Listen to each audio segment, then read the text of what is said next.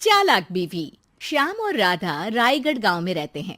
वैसे तो उनके अपने घर में ही 2 वक्त का खाना पूरा नहीं पड़ता, लेकिन फिर भी श्याम हर रोज किसी न किसी नए मेहमान को दोपहर के खाने पर घर ले आता है। एक दिन राधा कहती है, ये क्या है जी, जब आपको पता है कि हमारे पास अपना पेट भरने तक का खाना पूरा नहीं होता, फिर क्यों रोज किसी न किसी नए मेहमान को घर लेकर आ जाते हो? ऐसे तो जिंदगी जीना मुश्किल हो जाएगा। मेहमानों को खिलाना पुण्य का काम होता है, इससे भगवान खुश होते हैं। तुम क्यों उसके बीच में आकर पाप की भागीदारी बन रही हो? दोबारा मेरे सामने ऐसी बात मत करना, समझी? इसी तरह राधा बहुत बार श्याम को समझाने की कोशिश करती है, पर वो हर बार एक ही बात बोलकर उसे चुप करा देता है। इन्हें समझाना तो बेकार है। मुझे ही कोई ऐसी तरकीब सोचनी होगी जिससे मेहमान अपने आप ही यहां आना बंद कर दे। राधा तरकीब सोचने में लग जाती है और इसी तरह कुछ दिन बीत जाते हैं। एक सुबह श्याम बिना कुछ बताए जल्दी घर से निकल जाता है और राधा अपने काम में लग जाती है। कुछ घंटों बाद श्याम अपने एक दोस्त के साथ घर वापस आता है। सुनो राधा, आज दोपहर के लिए 3 मेहमानों का खाना बनाकर रखना, और याद रखना उनकी खातिर में कोई कमी ना हो। श्याम की बात पर राधा हैरानी से उसकी तरफ देखने लगती है, लेकिन दोस्त के साथ होने की वजह से कुछ बोल नहीं पाती। घर में तो ठीक तरह से 2 लोगों के खाने लायक तक दाल चावल नहीं है, और इन्हें मेहमान बुलाने हैं। बस अपना अपना बोलते हैं, दूसरे की तो कभी सुननी ही नहीं है। क्या करूं मैं?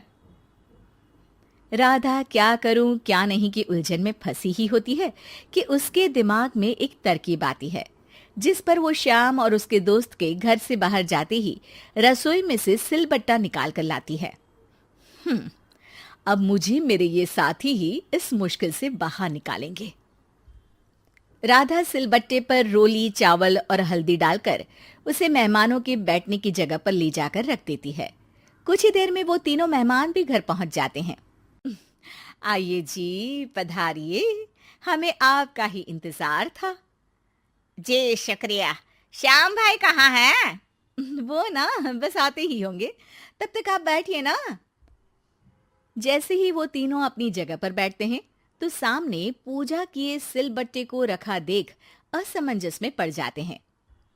और बहन, ये सिलबट्टे की पूजा कर इसे यहाँ क्यों रखा है? क्या ये आपके यहाँ का कोई रिवाज है?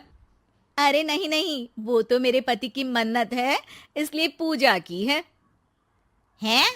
सिलबट्टे पर कैसी मन्नत?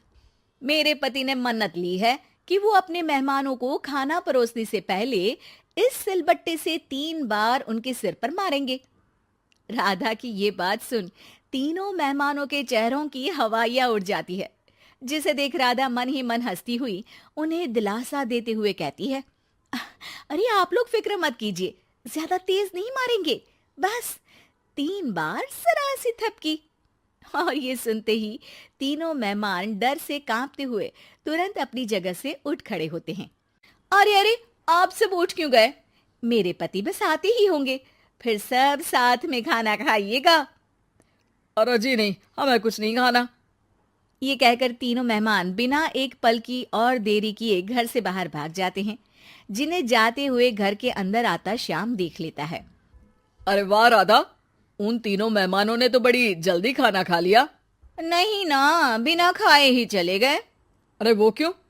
क्योंकि वो खाने से पहले मुझसे ये सिलबट्टा मांग रहे थे, तो मैंने बोल दिया कि मेरी माँ ने दिया है, मैं नहीं दे सकती। बस फिर वैसे ही चले गए। राधा की बात सुन श्याम गुस्से से लाल होकर उस पर चिल्लाने लगता है।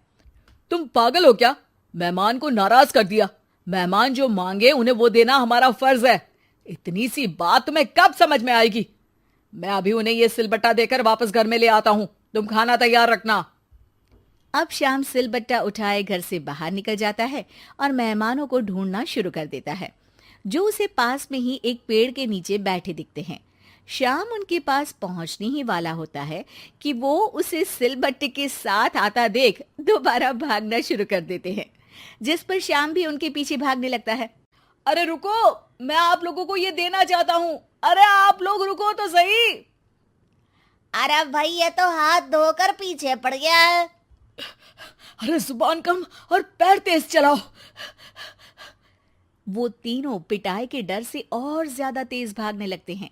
इसी तरह तीनों मेहमान आगे आगे और श्याम सिलबट्टे के साथ उनके पीछे पीछे पूरे गांव में घूमते हैं, जिससे धीरे धीरे गांव में ये खबर फैल जाती है कि श्याम दयालु और उदार इंसान तो है, लेकिन अब से वो किसी की भी मेहमान नवाजी से पहले सिलबट्टे से 3 बार उसके सिर पर मारेगा, जिसके प्रभाव से अब लोग उसके घर खाने पर आना बंद कर देते हैं।